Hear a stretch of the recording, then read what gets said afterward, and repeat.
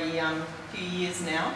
So Hugh, although Hugh's been with our accounting firm for probably 30 years, since he first left his apprenticeship, Doug became a client of ours when we purchased another practice about 2006 it was. We purchased another accounting practice and Doug was one of their clients. And at that stage, Gilligan & Co in Manukau. And at that stage I started working with Doug and have been working with him ever since. And he had this particularly interesting business, which he'll tell you about. Basically, the main product he ended up with was bananas, importing bananas into New Zealand. And so Doug, if you could just tell us a bit about your work experience, when you started in business, the different work that you've done, how you started with produce and when you got involved with bananas. How long you well, I'll start right back from when I left school really, because in reflection, it all knits in. I joined a stock company. In those days you either went to university, you went to an insurance or bank, or you joined a stock company. I joined a stock company because I had a passion for farming and horticulture, and probably ambitious as hell. And so I came from Whangarei and I started in Whangarei working for a stock company. It was NMA those days, who since merged with Wright Stephenson's, Wrights and NMA, and Wright Stephenson's merged with right through to Heineken Guinness, and today it's PGG Wrightson's. I transferred here to Auckland and with them, and one thing with the stock company, they taught you business acumen. They didn't pay you much. They sold you the idea that security was everything. You were on you'd get a pension at the time you retired and everything was sweet. Well, that was okay for a while, but when my mates were getting about twice the salary I was starting to look over my shoulder. But I finished up, they transferred me to Ashburton, and I was running within their seed and grain division, where we would go out and sign contracts with farmers, and we'd pre-sell the crop. And what I found there, that if the market price was flat, the farmers didn't get a very good yield. If the price was high, they had the wonderful yield, and you got so they worked that contract to their advantage. But it was a good job, and I lasted 14 years with Wrightson's. But I had this burning ambition to have my own company, and rightly or wrongly, I think I decided to get back here into Auckland, and in South Auckland I bought glass houses, and I bought it really for the lifestyle. I had 3 little girls, were mortgaged up to the hilt, but I was prepared to work. And in those days, I felt if I worked hard, I'd get the result. But that's not the case. It's working smart, you get the result. And we started off there. I had, on that property, we had it for 15 years, and 10 years I grew tomatoes, and I was always disappointed when I'd go into a supermarket and see what they would realise the product that we were growing, and it was 2 and 3 times the price of what we would get at the gate. So interest rates climbed in ~87 to 22%. We're paying 22% on our mortgage, on our overdraft facility, and the mortgage was around 12-15%, and we were going backwards. Or, beg your pardon, rather than say that, we were just treading water, because we were growing strawberries, we were growing other products just to keep our head up over water. And then there was the threat of the Australian tomatoes coming into New Zealand, and I said to my wife, look, what are we going to do? We really don't have the ability to borrow more capital to get a decent size, or bigger than what we were. Well, what we would do, and it was actually Lee, my wife, who said, why don't you lease the glass houses and go and get a job? Well, it so happened that there was a job that came up with the supermarket, Woolworths, and I applied for it and got it. And for 10 years I was a buyer for Woolworths and finished up head buyer for Woolworths. And in that experience it gave me the opportunity to look at retail of produce, and I could see just what the growers were getting to what they were retailing for. So that was great in itself. We finished up leasing our glass houses to Woolworths, and they used it as a research centre. So, you know, that was a great move, really, and I credit Lee, my wife, for that. But once again, that passion of owning your own business was there, and I could see that there was opportunities in the wholesaling of vegetables. And so I resigned from Woolworths and joined a company who traded in fruit and veg. It didn't work out.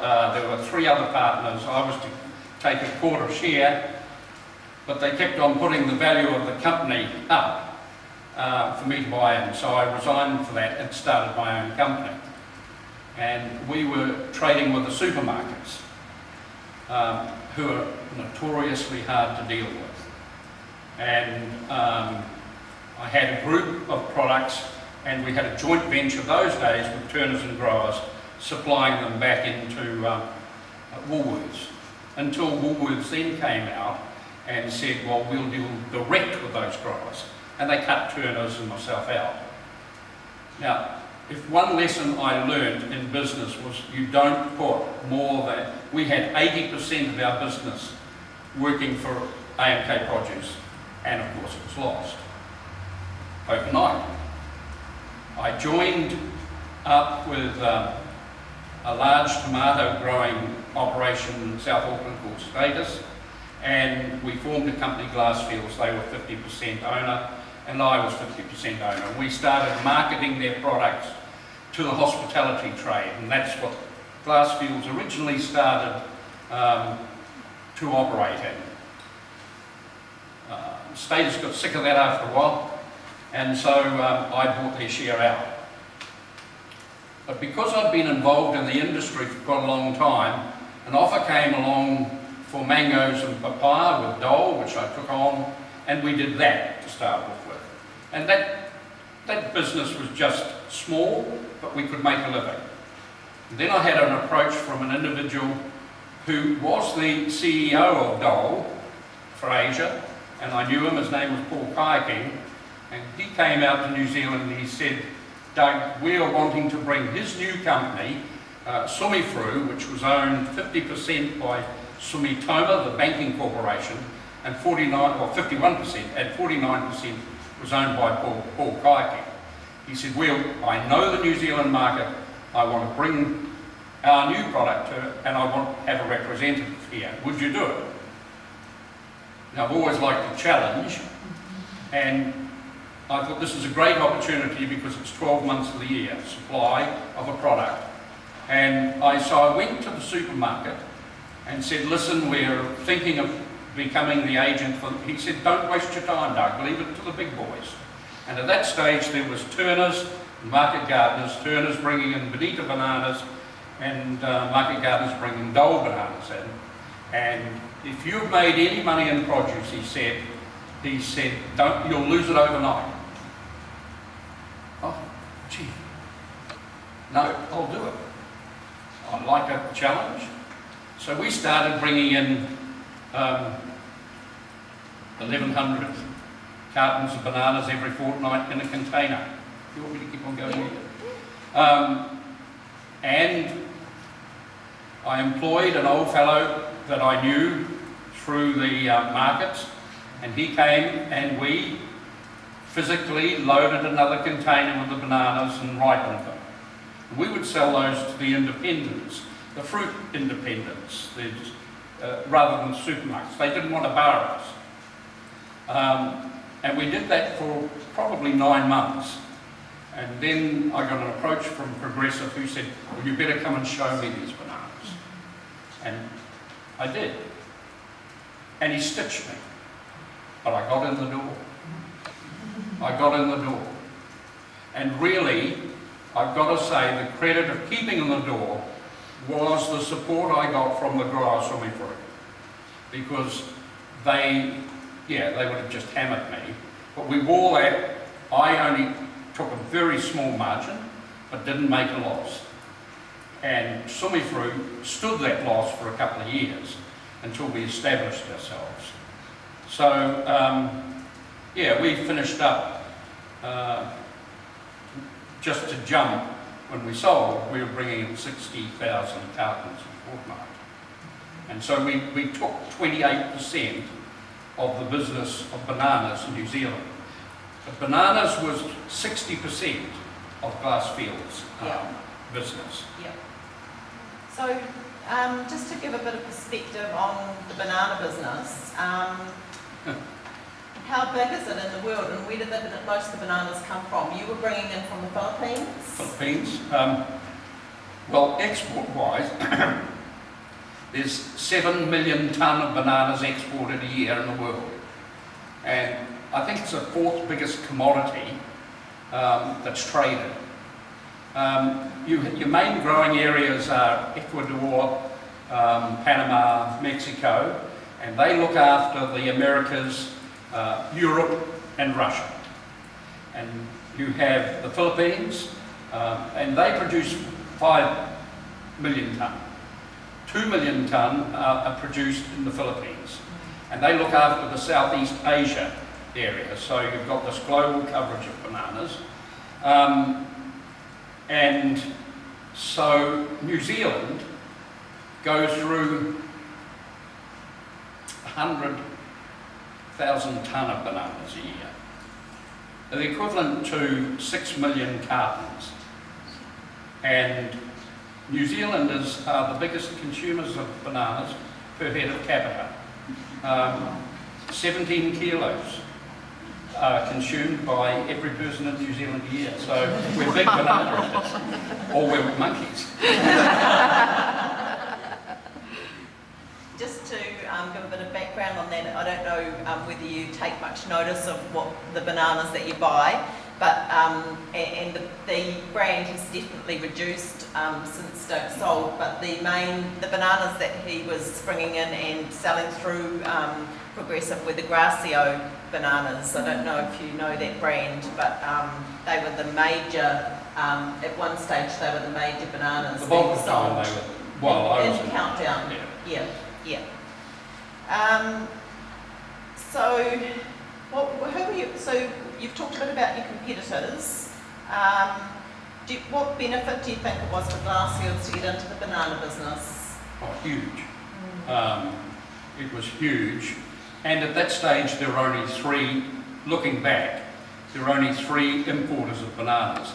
And you had to have an advantage, and the advantage that we had was we shared the boat with Dole as far as chartering the ship to New Zealand. So it gave us a competitive advantage. Yes, it gave Dole a competitive advantage, but it gave us one over the likes of Turners, who were the biggest importer of bananas for years. So they had the Bonita brand. They had the Bonita brand. But when we started off, there were 3. Today, there are 7 importers of bananas. So the climate's changed again. When you went into the banana business, you obviously had a large growth in staff and dollars. Just to give an example of the change, in 2007, the turnover in Glassfields, the sales of bananas was 11.1 million. In 2013, when just before Doug sold, it was $23.3 million in turnover just in bananas. So it was a really large amount of produce that was going out. How did you manage the staffing and the, just the amount of dollars? How did you go from being your wholesaler to having that turnover? Well, it was a like Hugh's story, really. You start off and you make a decision, just as I asked New, an older guy who was a banana riper, to come with me and work the bananas. It gave me the opportunity to open up a market where we brought in all produce because of the bananas. The bananas are the force that bring the customers into our wholesale scene. And so I had a Chinese guy who I knew very well, and I asked him to come and run our market and focus on the Asians.